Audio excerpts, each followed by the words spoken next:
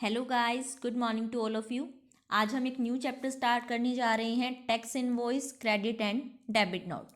आज जो हम बात करेंगे वो इस टैक्स इनवॉइस के बारे में करेंगे। क्रेडिट एंड डेबिट नोट के बारे में हम फर्दर वीडियोस में बात करेंगे। तो देखो, टैक्स इनवॉइस क्या होता है। हम सब ने बिल सुना है, इनवॉइस सुना है कि आपको क्या है, आपने कोई भी चीज़ परचेज की उसके बदले में आपको इनवॉइस ज़रूर लेना चाहिए, बिल ज़रूर लेना चाहिए।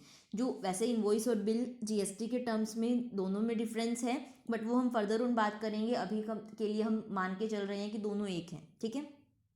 तो इनवॉइस का मतलब क्या है? एक ऐसा डॉक्यूमेंट जो क्या करता है, सेलर बायर को इशू करता है और उसमें सारी इन्फॉर्मेशन लिखी होती हैं कि ट्रेडिंग पार्टीज कौन है, यानी बेचने वाला कौन है, खरीदने वाला कौन है, कितनी आइटम बेची गई हैं, क्या उनका प्राइस था, क्या डिस्काउंट आपको मिला, क्या डिलीवरी की टर्म थी, क्या पेमेंट की टर्म थी, कितना टैक्स बना। यानी एक ऐसा डॉक्यूमेंट जिसमें सारी की सारी इन्फॉर्मेशन लिखी हुई है और जो प्राइमरी एविडेंस है किसका, सप्लाई का, यानी आपने सामने वाले को सामान बेचा है, इस बात का सबसे बड़ा सबूत है।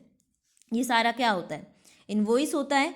तो इनवॉइस को ही आपकी जीएसटी के टर्म्स में बोला जाता है tax invoice.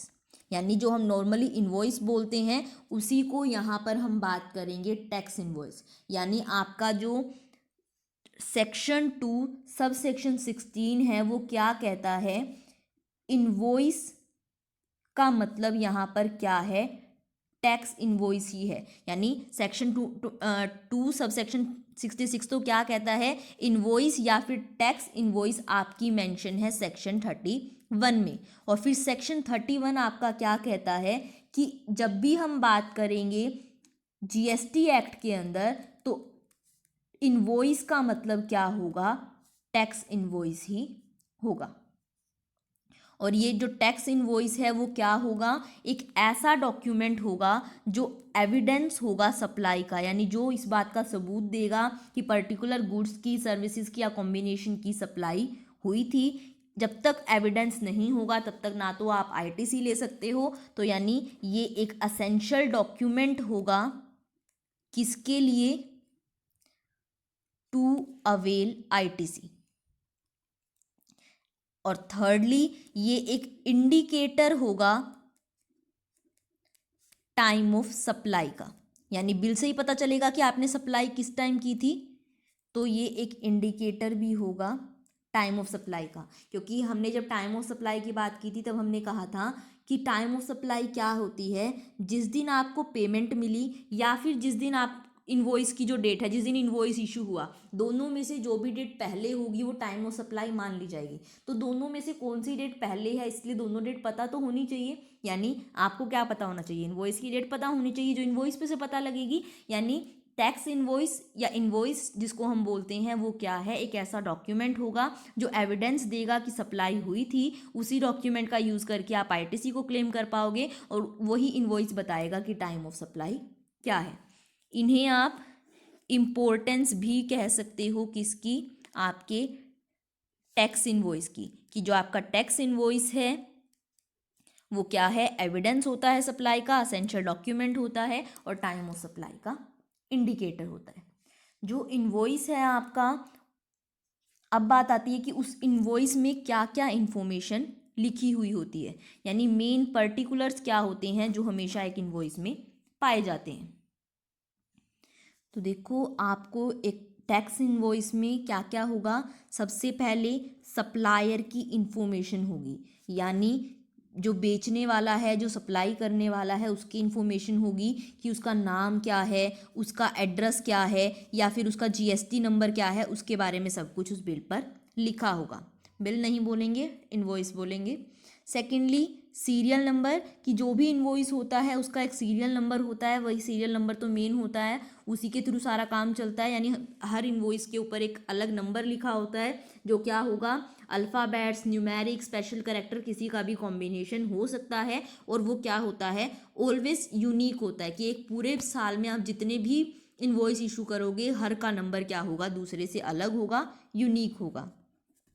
Thirdly date of issue, कि किस दिन आपने वो इनवॉइस इशू किया है उसके ऊपर वो डेट भी मेंशन होगी। इंफॉर्मेशन ऑफ रजिस्टर्ड रेसिपिएंट, कि अगर क्या है जो आप सप्लाई कर रहे हो वो किसी रजिस्टर्ड पर्सन को कर रहे हो तो उस रजिस्टर्ड पर्सन की इन्फॉर्मेशन भी होगी, यानी उसका नाम, उसका एड्रेस, उसका जीएसटी नंबर भी उसके ऊपर लिखा होगा। अगर आपने देखे हो आज के टाइम में जो इनवॉइस बनते हैं उस पर आपका सप्लायर और रेसिपिएंट दोनों का ही जीएसटी नंबर मेंशन होता है। Next, information of unregistered recipient.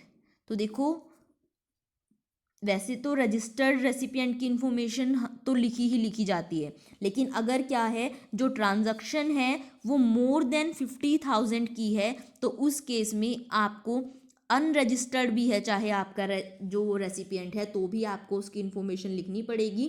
GST number तो होगा नहीं उसका, लेकिन डिलीवरी की टर्म्स क्या हैं, उसका नाम क्या है, एड्रेस क्या है, वो सारी चीज़ें आपको लिखनी पड़ेगी।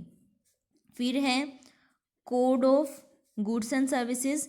हर गुड्स और सर्विस का एक कोड होता है जिसे HSN कोड बोलते हैं गुड्स के लिए, और सर्विस के लिए जिसे हम बोलते हैं अकाउंटिंग कोड ऑफ सर्विस। तो उस पर्टिकुलर गुड का कोड क्या है, उस सर्विस का कोड क्या है, वो भी लिखा होगा आपकी इनवॉइस के ऊपर।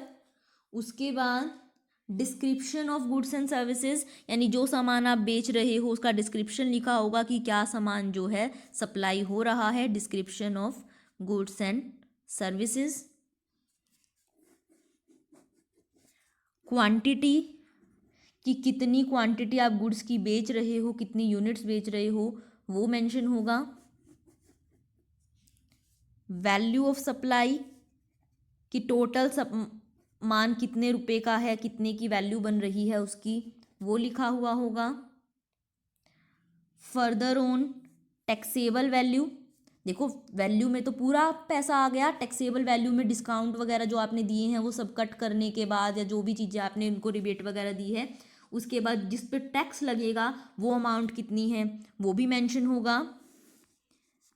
रेट ऑफ टैक्स क्या है, कितना टैक्स जीएसटी आप लगा रहे हो वो मेंशन आप करोगे। रेट लगाने के बाद उस पर्टिकुलर वैल्यू पे कितनी अमाउंट बनी है टैक्स की वो भी लिखा हुआ होगा।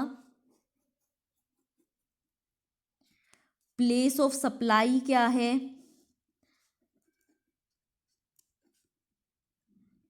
प्लेस ऑफ सप्लाई हमने डिसाइड पहले पढ़ लिया है कैसे डिसाइड होती है। तो जो भी प्लेस ऑफ सप्लाई है वो कौन सी स्टेट में है, इंटर स्टेट है, इंट्रा स्टेट है, वो भी उस पर मेंशन होगा।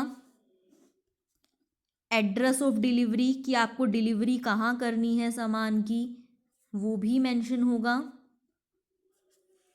फिर अगर क्या है आप उस जो पर्टिकुलर सप्लाई आप कर रहे हो उसके रिगार्डिंग जो टैक्स है वो रिवर्स चार्ज पर बेस पे होने वाला है, तो उस केस में आपको ये भी लिखना होगा कि आप जो जिसका जो टैक्स है वो किस बेस पे दिया जाएगा, रिवर्स चार्ज बेस पे दिया होगा। Information of reverse charge basis देनी पड़ेगी। एंड लास्टली सिग्नेचर होंगे सप्लायर के। सिग्नेचर नॉर्मल भी हो सकते हैं या डिजिटल सिग्नेचर भी किए जा सकते हैं। यानी एक इनवॉइस में ये सारी इन्फॉर्मेशन होगी, सीरियल नंबर, सप्लायर की इन्फॉर्मेशन, रेसिपिएंट की इन्फॉर्मेशन, कोड गुड्स का, क्वांटिटी, वैल्यू, टैक्स कितना बना, कि कहाँ एड्रेस, किसी एड्रेस पे डिलीवरी करनी है, क्या प्लेस ऑफ सप्लाई है, सिग्नेचर, ये सारी इन्फॉर्मेशन क्या है एक टैक्स इनवॉइस के ऊपर लिखी हुई होगी। अब जो ये इनवॉइस आप इशू करोगे वो क्या होगा, आपको कॉमन पोर्टल पर डालना पड़ेगा, यानी आपको जीएसटी डिपार्टमेंट को बताना है कि आपने कौन कौन सा बिल इशू किया है। तो आप फॉर्म GSTR यानी GST रिटर्न 1 में जो आप रिटर्न भरोगे उसमें बताओगे कि इस नंबर के हमने जो इनवॉइस है वो इशू किए हैं, यानी जो मैनर होती है इशू करने की इनवॉइस को कि बताने की डिपार्टमेंट को वो क्या होती है कि आप इलेक्ट्रॉनिकली जो जीएसटी का कॉमन पोर्टल है उसमें जीएसटी रिटर्न 1 भरते हुए उन बिल का जो इनवॉइस है उनका सीरियल नंबर डालोगे कि इस नंबर के इनवॉइस हमने इशू किए हैं। इसके साथ साथ बात आती है कि जो भी ये इनवॉइस इशू किए जाएंगे वो कैसे कितने कितने इशू किए जाएंगे, तो ये जो नंबर हैं गुड्स के केस में अलग हैं और सर्विसेज के केस में अलग हैं।